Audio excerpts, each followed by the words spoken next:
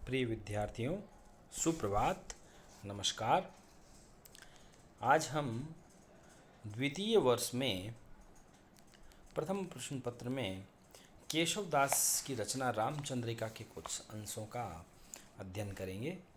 केशव रीतिकाल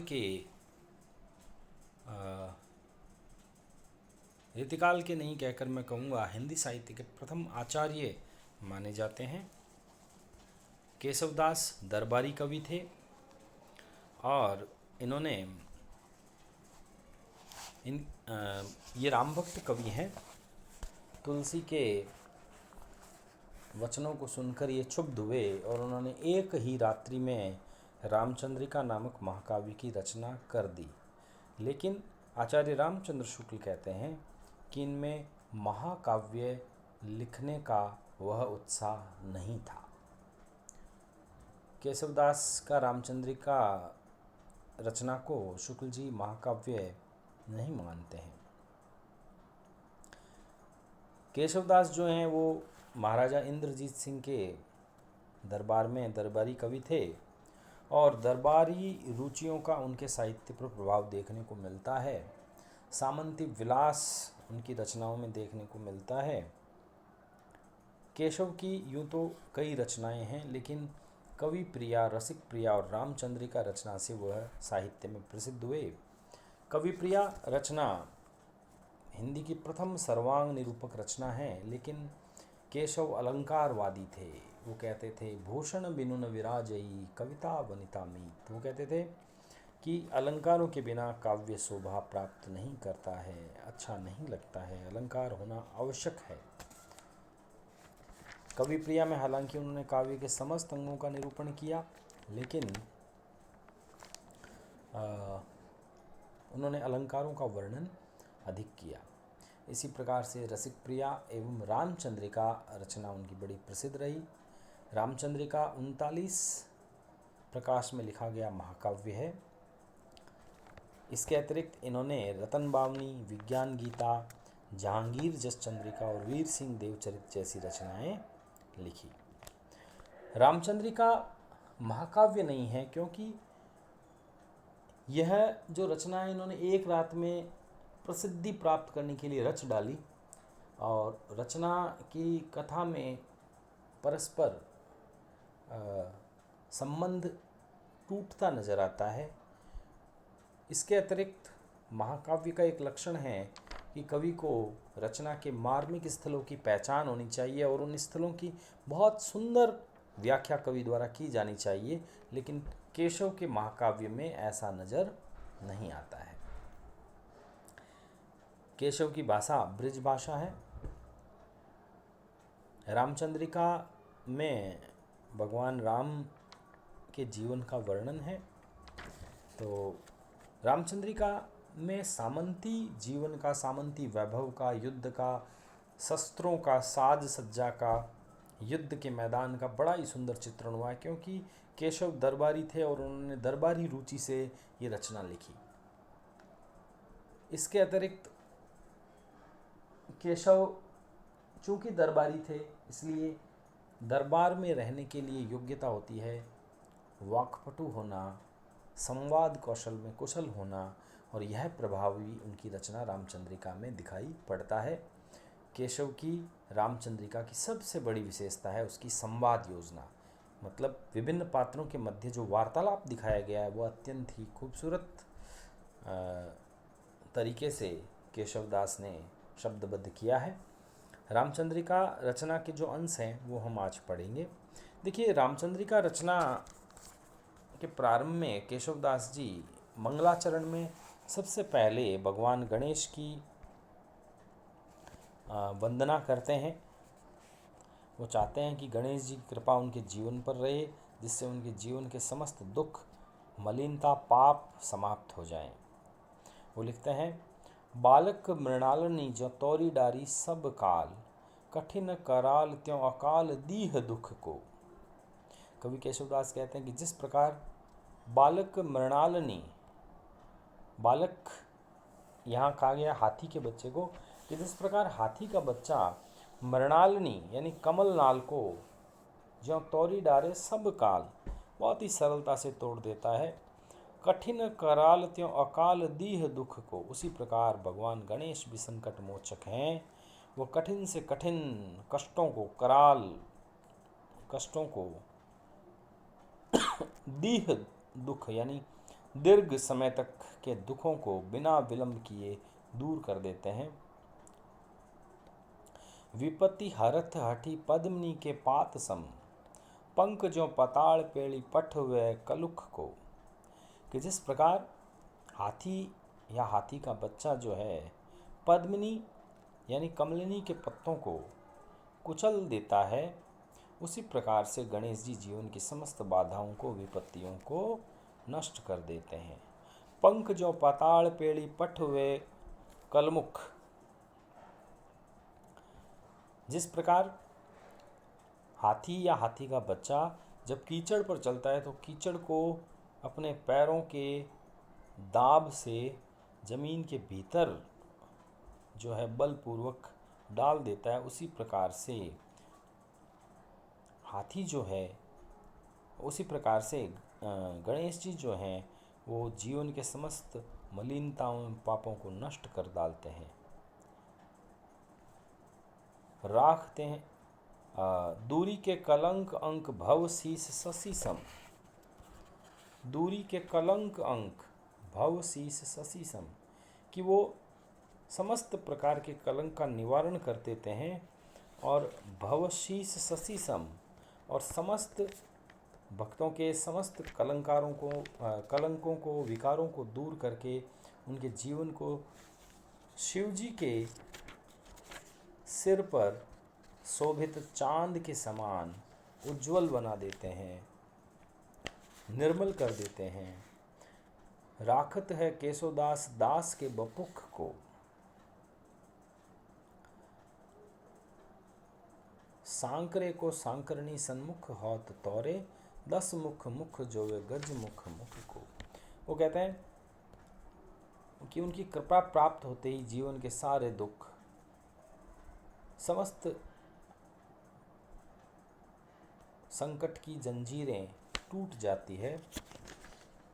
राखत है केशोदास दास के बपुख को, सांकरे की सांकरणी सन्मुख होत तौरे, कि संकट की समस्त जंजीरें उनके सामने आते ही, उनकी कृपा होते ही टूट जाती है। 10 मुख मुख जो वे गज मुख मुख को, भगवान गणेश की जो उदारता है, जो भक्तों के प्रति प्रेम है, उसे 10 दिशाओं में रहने वाले व्यक्ति या 10 मुख धारण करने वाले देवता जो हैं, चाहे वो ब्रह्मा हैं 4 मुख के, महेश हैं 5 मुख के, वो समस्त संकटों के समय गणेश जी को देखा करते हैं। गणेश जी के द्वारा चंद्रमा को कलंकित होने का उदाहरण भी हमारे पुराणों में लिखा हुआ है। इसके अतिरिक्त गणेश जी की तुलना हाथी के बच्चे द्वारा किए गए कार्य से की गई है, तो उपमा अलंकार भी है, उपमा अलंकार का प्रयोग है। अनुप्रास तो जगह जगह दृष्टिगत हो ही रहा है, इसके अलावा पद मैत्री का भी सुंदर प्रयोग देखने को मिलता है। उसके पश्चात आगे हम चलें तो सरस्वती वंदना उन्होंने मंगलाचरण में की है।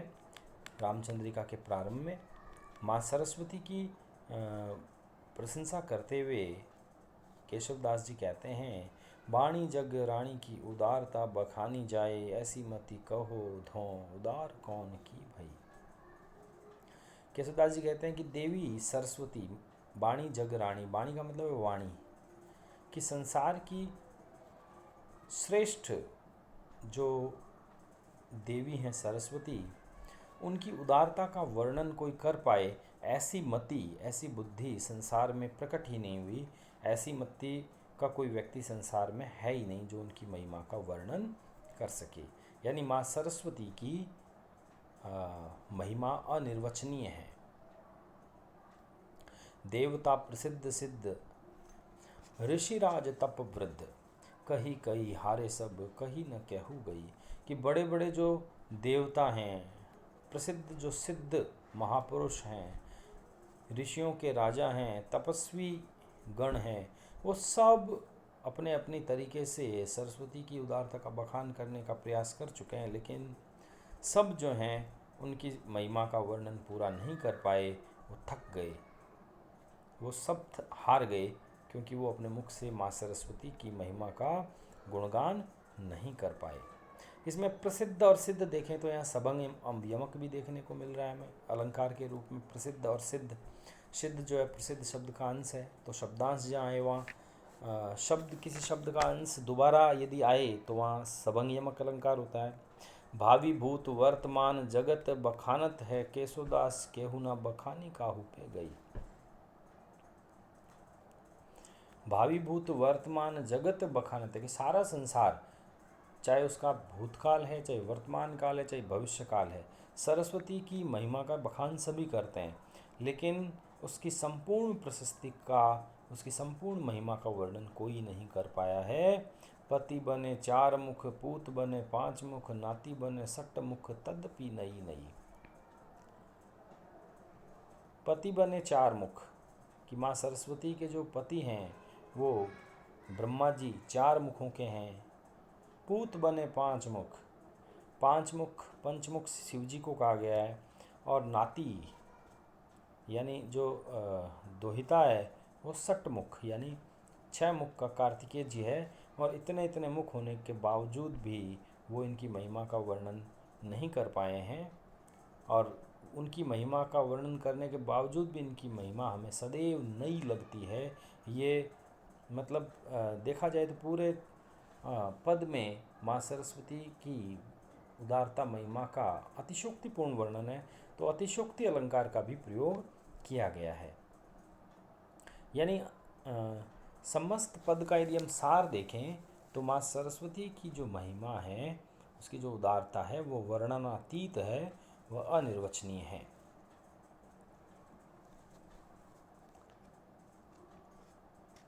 यहाँ कवि के कल्पना को भी देखा गया है कि भाई सरस्वती के पुत्र के रूप में शिव जी और नाती के रूप में कार्तिकेय जी का उल्लेख किया गया है, जो समीक्षकों ने इस बात को दोषयुक्त माना है। उसके पश्चात हम देखें तो भगवान राम की भी वंदना करते नजर आते हैं। राम के ऊपर लिखा गया महाकाव्य है, तो राम की वंदना प्रारंभ में होना संभव था। तो श्री राम की वंदना उन्होंने इस प्रकार की है। पूर्ण पुराण अरु पुरुष पुराण परिपूर्ण, बतावे न बतावे और उक्ति को, दर्शन देत जिने दर्शन समुझे न, नेति नेति कहे वेद छाड़ी आन युक्ति को, जानिए केशवदास अनुदिन राम राम रटत रहत न डरत पुर रुक्ति को। रूप देही अणि माही, गुण देही गरि माही, भक्ति देही मही माही, नाम देही मुक्ति को। भगवान राम की अनिर्वचनीय महिमा का वर्णन करते हुए राम की वंदना की गई है। इसमें कवि ने राम की महिमा को अनिर्वचनीय, अवर्णनीय, वर्णनातीत कहा है, और उन्हें हर प्रकार की कृपा को प्रदान करने वाला माना है। ये बताते हैं, केशवदास जी कहते हैं कि पूर्ण पुराण अरु पुरुष पुराण परिपूर्ण, कि जो पुराण हैं, जो हमारे प्राचीन ग्रंथ हैं, वो श्री राम को पूर्ण पुरुष बताते हैं, पूर्ण ब्रह्म बताते हैं, परिपूर्ण बताते हैं। बतावे न बतावे और उक्ति को, इसके अतिरिक्त वो कुछ नहीं कहते हैं। दर्शन देत जिने दर्शन समुझिने, दर्शन देत जिने दर्शन समुझेन, कि भाई जो दर्शन है, 6 दर्शन जो माने गए हैं वे भी, और दर्शन शास्त्र भी राम को स्पष्ट नहीं कर पाए। नैति नैति कहें वैद छाड़ी आन युक्ति को, और नैति नैति कहकर वेदों ने भी उनके संबंध में वास्तविक बात नहीं बताई है। जानिए केशवदास अनुदिन राम राम, कवि कहता है कि मैं ये सब कुछ जानता हूँ कि राम की महिमा अनिर्वचनीय है, इसलिए मैं रात दिन अनुदिन रात दिन राम राम की महिमा का बखान करता हूँ, राम का नाम रटता रहता हूँ। और रटत रहत न डरत पुनरुक्ति को, और मैं बार बार राम नाम का रट लगाता हूँ और राम के नाम का लगातार बार बार प्रयोग कर रहा हूँ, पुनरुक्ति कर रहा हूँ, और मुझे किसी भी प्रकार का भय नहीं है, मेरे समस्त भय दूर हो गए हैं। रूप देही आणी माही, मुझे इतना विश्वास है कि राम का जो चिंतन है, रूप देही आणी माही, गुण देही गरि माही, भक्ति देही मही माही, नाम देही मुक्ति को, कि उनके रूप का सौंदर्य अणिमा नामक सिद्धि को प्रदान करने वाला है, उनके गुणों का बखान गरिमा नामक सिद्धि को प्रदान करने वाला है, और उनकी भक्ति से महिमा नामक सिद्धि प्राप्त होती है, और उनकी समस्त प्रकार की स्तुति से हमारी देह जो है वो सांसारिक बंधनों से मुक्त हो जाती है। तो इस पूरे छंद में राम की जो महिमा की अनिर्वचनीयता है, उनका जो वर्णनातीत होना है, उसका वर्णन है। इसके अतिरिक्त भगवान राम को 3 प्रकार की सिद्धियों को प्राप्त करने का तथा मोक्ष प्राप्त करने का साधन कवि केशवदास जी ने बताया है, और स्वयं को राम का भक्त बताया है। तो आज की कक्षा में हम इतना ही पढ़ेंगे, और मैं आशा करता हूँ कि आपको ये तीनों जो प्रारंभिक मंगलाचरण में इन्होंने गणेश जी, माँ सरस्वती और राम की वंदना की है, इसका भाव सौंदर्य समझ में आया होगा। आप अपने उत्तर पुस्तिका में इन तीनों पदों की सप्रसंग व्याख्या लिखकर मुझे व्हाट्सएप पर सेंड कीजिए। कल की कक्षा में हम आगे रामचंद्रिका के अन्य पदों का भाव सौंदर्य और शिल्प सौंदर्य जानेंगे। शुक्रिया, धन्यवाद।